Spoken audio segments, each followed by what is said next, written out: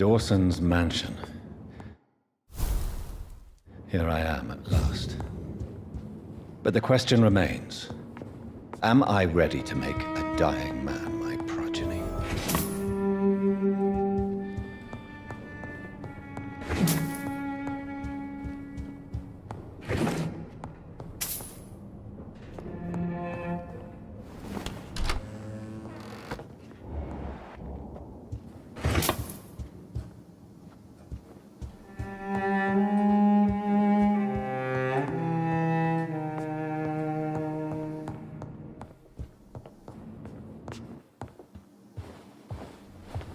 Finally, you're here, Dr. Reed. What took you so long? I had to pass several of your barricades and outposts to access your mansion, sir. Death, pestilence surround us, and time is against me. I see you've gathered some of the most expensive, albeit experimental, blood transfusion equipment available. All this could be so useful in a hospital. Yes. Since Lord Redgrave sent me a doctor to perform my conversion, I thought you might find some of these devices useful. Most thoughtful. But tonight I'm not here as a physician. But I feel reassured that a specialist such as yourself would help me to escape the Reaper. Very well. But before I proceed, I have a few questions for you. If you must, but be quick, for I don't have much time left in this life. First of all, I need to be sure that you know exactly what is going to happen to you, sir. I can assure you I'm as informed as any man can be. I have planned for this moment, Dr. Reed. Planned very carefully.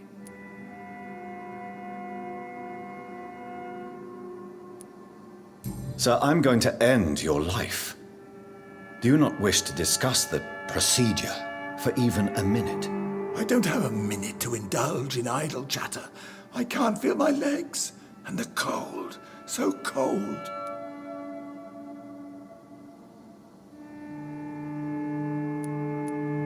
I will become your maker. Do you understand what that means? Well, I certainly won't consider you my liege, or some such drivel. You can be assured of that.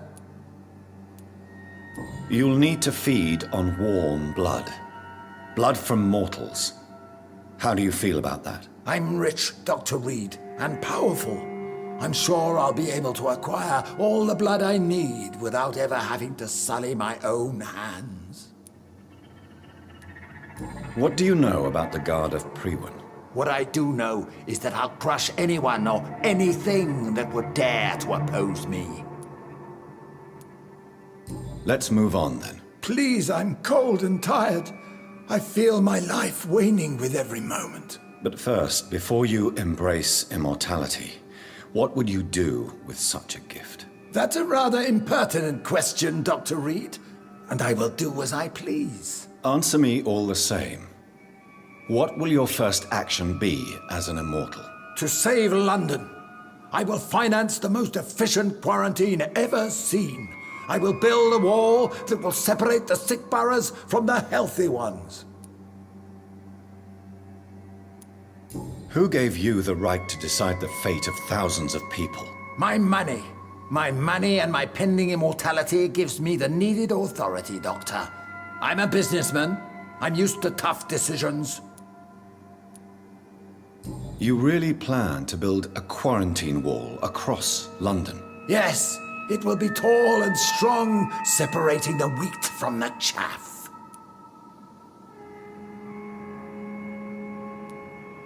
Let me guess.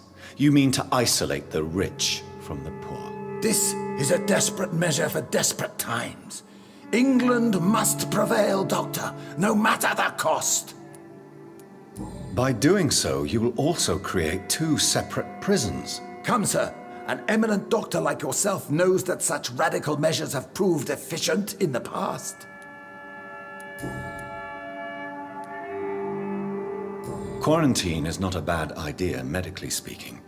But I'm convinced this epidemic will not be contained by mere walls. As long as the right people are on the right side of the wall, that's all that matters. But you can't guarantee infection will not spread. Just one contagious carrier would be enough to create an apocalypse. The apocalypse is already knocking at the gate. We must be strong now. What if a new outbreak happens inside your walls? You'll have created a giant trap. That won't happen. As long as we dispose of anyone that is contaminated as soon as they are spotted. I've heard enough. It's time to proceed. At last. All right, do what you have to do. If it hurts, so be it. I've been preparing such a long time for this.